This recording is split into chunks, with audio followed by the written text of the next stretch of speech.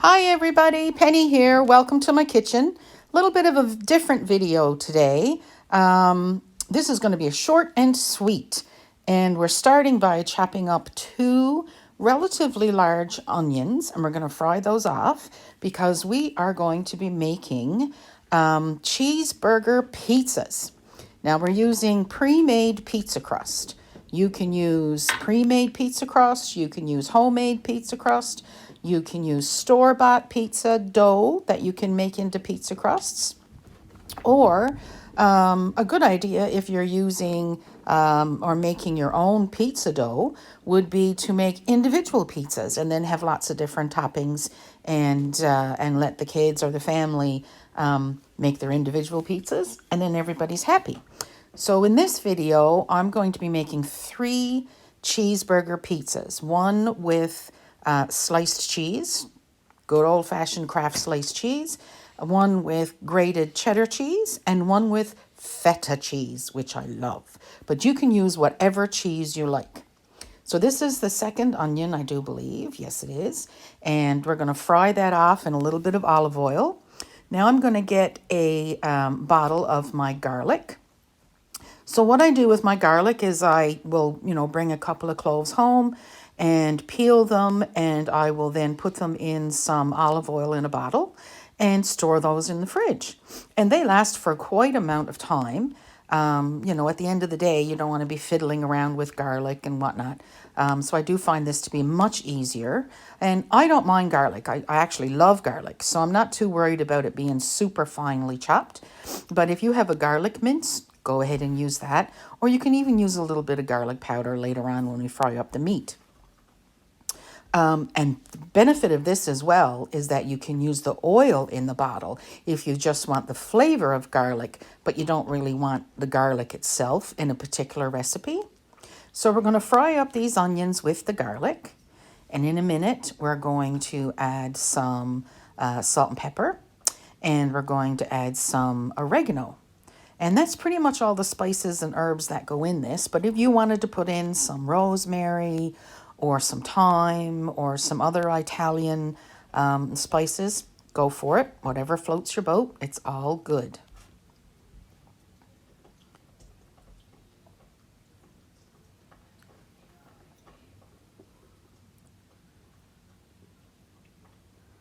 There's the salt. Here comes the pepper. That's to taste, of course. And we want the onions to be relatively soft, not necessarily browned, but relatively soft before we put in our ground beef.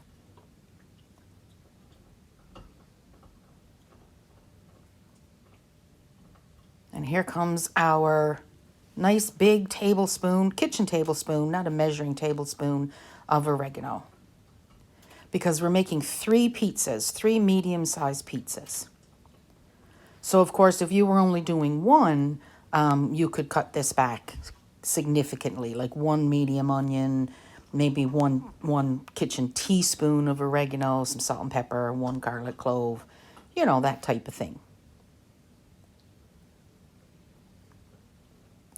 So we'll let the oregano, what they call bloom, because it's a dry spice, and which helps bring out the flavor. The oil gets into the oregano and vice versa, and it helps develop the flavor of the oregano more so than if you were to add it at the end and sprinkle it on top of the pizza. So here's our large, probably 3 pounds of ground beef, lean ground beef. There's the Worcestershire sauce. Of course, I love it. Anyone who watches my videos knows that I love to use lots of Worcester sauce. But again, this is to taste, and it is for 3 pizzas. So I am using a fair amount of Worcester sauce. So we're going to fry that up till it's all nice and browned, and then we're going to go to the actual pizzas. Okay, so here is the pre-made pizza crusts. And we're going to treat it like a cheeseburger. So, of course, on your bun, you would put your ketchup. And you would also put your mustard. And some people would put relish and pickles and onions and so on and so forth. Well, we've got onions in with our meat.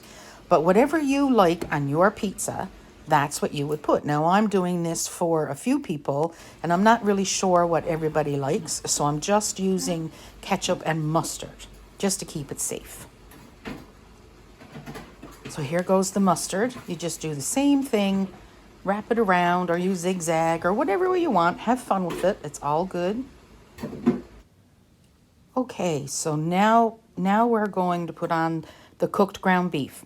So just a note, when we put on the Kraft single slices on top of the meat, it was a little difficult to cut.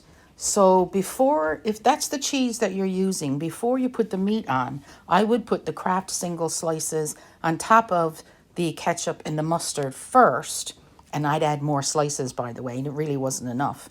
And then the meat on top of that. Okay, so this is the last pizza, but like I said, with the sliced cheese, put that on first. This is a great thing to do ahead of time as well. I bought these pre-made, pre-cooked pizza bread. I'm trying to think of the word. At Bun Master. So you could buy those, throw them in the freezer. You could fry up this meat ahead of time, throw that in the fridge or the freezer. And then you could even, like if you wanted to add jalapeno peppers and all that kind of stuff, you could easily throw all that in when you're cooking up your meat and your onions and get really, really creative with these pizzas. So have fun. Make sure you have fun. And you can use whatever kind of cheese you want. We're using, like I said, the sliced cheese and some shredded Kraft cheese and some feta cheese. But if you like goat cheese, oh, blue cheese would be really, really, really, really, really, really good on these pizzas. If you like blue cheese, of course. But yeah, you need more sliced cheese. Those 4 slices just weren't enough. I would overlap them all around the pizza crust and then put my meat on and we'll be off to the races. Okay, so now we're going to spread some shredded cheddar cheese over the top of that one. And we have the oven preheated to about 400 degrees. And I laid these directly on the rack in the oven. I did not put them on a pizza pan or a cookie sheet because they're already cooked. So all we were looking to do really was melt the cheese and brown the crust. And here comes the feta cheese. Oh, that's so good too. So the crust was nice and brown. It was nice and crunchy. It was awesome, just the way I like it. But if you're using raw dough, please make sure to use either a pizza pan or a cookie sheet before you put it in the oven. Don't put it directly on your oven rack because it may stick, it may droop, it just might make a mess. But these worked really, really well. So they went in the oven for about, not very long at all. It was under 10 minutes. So make sure you keep a really close eye on it. And here they are, all cooked. Oh my goodness gracious, they were so good. So, so good. You see, the cheese is sticking to the knife. So that was a little disappointing, but it still tasted fabulous.